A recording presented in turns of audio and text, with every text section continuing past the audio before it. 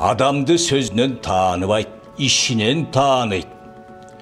Aristi mal çarбасының жанары нокты өнүктүрүү долбоорунун негизги максаттарынын бири бул айылда киреше алып келүүчү ишмерликти өнүктүрүү. Ушул максатта бир топ ишмерликтерди өнүктүрүү үчүн микро долбоорлорго гранттар бөлүнүп берилген.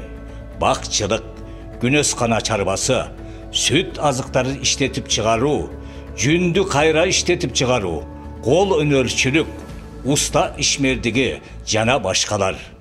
Süttү кайра иштетүү боюнча кичине тажрыйбабыз аз болгондугуна байланыштуу комплектте биздин кээ бир кымбат баалуу шаймандар жетишпөөчүлүк байкалган. Ошол Аристин жардамы менен $20,000 өлчөмдө ушул бизге былтыркы жылы жардам болуп, биздин бүгүнкү күндө сүт өндүрүүбүз бир кыйла сапаттуу чыгып атат деп ишендирип айта алам. Райондун центринен 27 километр алыста турабыз.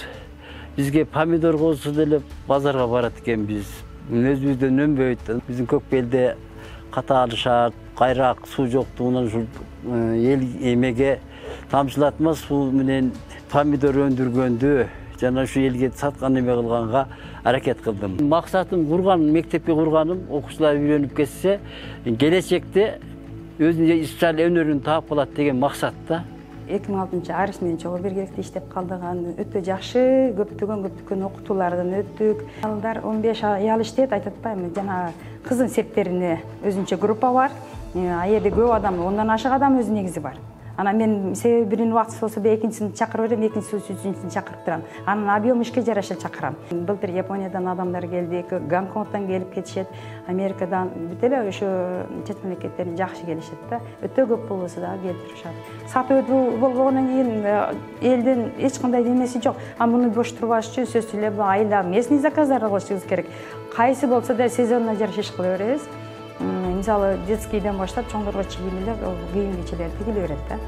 Жергиликтүү тургундар айыл чарба жана мал чарба менен гана алектенүү мүмкүнчүлүгүн албастан, алар чакан бизнес уюштуруп, анын ичинде айыл чарбада өндүрүлгөн азыктарды кайра иштетип чыгарып, кошумча киреше таба алышат.